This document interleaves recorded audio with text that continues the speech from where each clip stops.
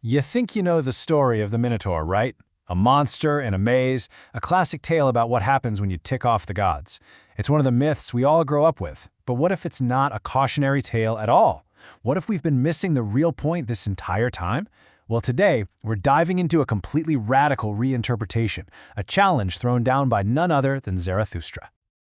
So is that all it is? A simple warning not to defy the gods?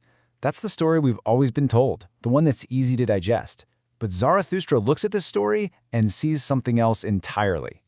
He doesn't see a warning against being too proud. He sees a story about a massive opportunity for greatness that was, well, tragically fumbled. And this is where everything changes. Zarathustra's voice rings out, "I tell you a parable of potential." Just like that, with that one sentence, the whole myth is turned on its head. Suddenly, the Minotaur, the labyrinth, the king, they stop being characters in some ancient scary story. They become powerful symbols in a deep psychological drama about power, about shame, and about having the guts to become who you truly are. Now, to really get what he's talking about, we have to start with something that sounds, pretty cataclysmic: the murder of the gods. And don't worry, this isn't about atheism, not in the simple sense. It's about outgrowing old, tired systems of value. This right here is the foundational statement. According to Zarathustra, the gods didn't just fade away or die of old age. Nope, they were murdered. And the killer? It was their own weakness, their own pettiness. You see, these gods represent old moralities that don't just not serve us anymore. They're actively holding us back. So what is this weakness he's talking about? It's not that they couldn't throw lightning bolts. Their weakness was in what they demanded from us. Their petty little rules are all designed for one thing: to chain human potential to an altar of mediocrity. Think of these gods as any outside force, any system or authority that asks you to be smaller than you are, all for the sake of order. And Poseidon is the poster child for this. Zarathustra sees him not as a mighty sea god, but as a spirit of pure envy and resentment. He gives King Minos this magnificent bull, a symbol of raw, untamed, incredible power. But there's a catch. He demands Minos sacrifice it immediately. It's a test, all right? But it's a test from a petty god who just can't stand to see real strength in the hands of a mortal. All right, so that brings us to the central human player in this drama, King Minos. And his story is just, well, it's a tragedy. He gets so close to real greatness, but in the end, he just falls short. And for a moment, just one moment, Minos is absolutely glorious. He gets the test. He sees the gods' demand for what it is, a pathetic attempt to make him smaller, and he says, no. He keeps the bull. And from Zarathustra's viewpoint, this isn't a sin. This is a truly noble act of defiance. It's an assertion of his own will to power. But here's the tragedy. Minos was only half a Superman. He was strong enough to seize power, but he was way too weak to own the consequences.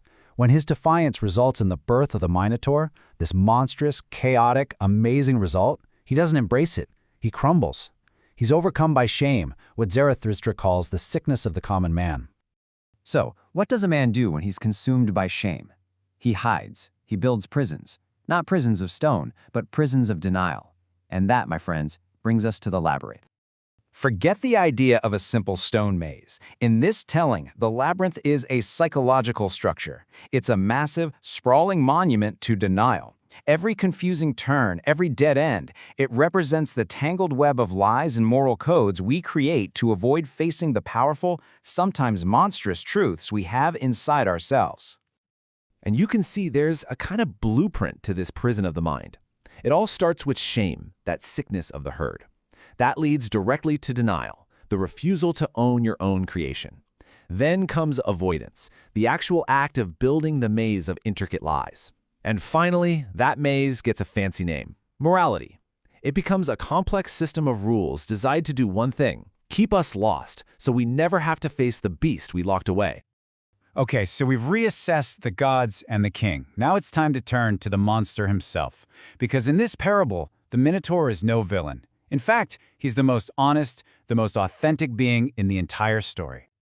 Just think about all those so-called heroes who are sent into the maze. They're all about following the rules, worshiping the light of conventional virtue. And what happens to every single one of them? They get lost. Their moral compass is completely useless in the twisting, shadowy corridors of psychological truth. But the Minotaur? Oh, he thrives in there. He's totally blind to what Zarathustra calls the petty sunlight of conventional morality. He doesn't navigate by some external rulebook. He moves by pure instinct, by a fierce, undeniable vital will. The shadow is his natural home because, in a way, he is the shadow.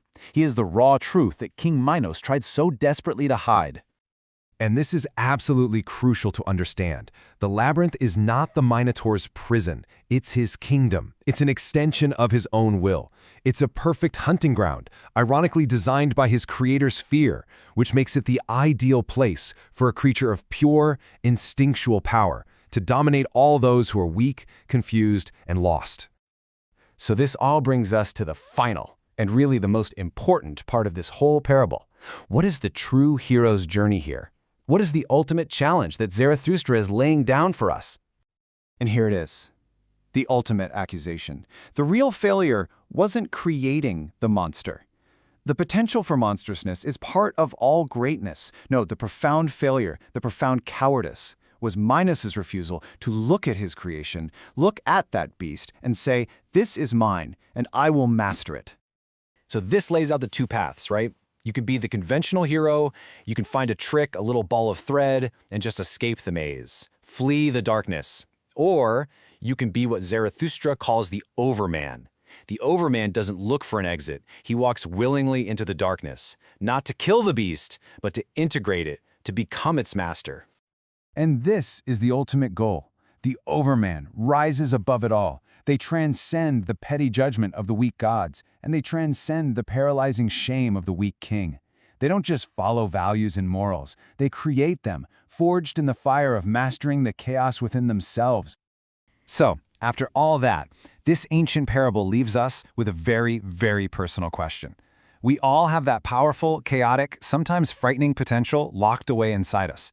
We all build our own labyrinths of excuses and denial to house it. The true challenge isn't to kill it or to escape from it. The real challenge is to face it, to own it, and to master it. So I'll leave you with this to think about. What have you named your monster?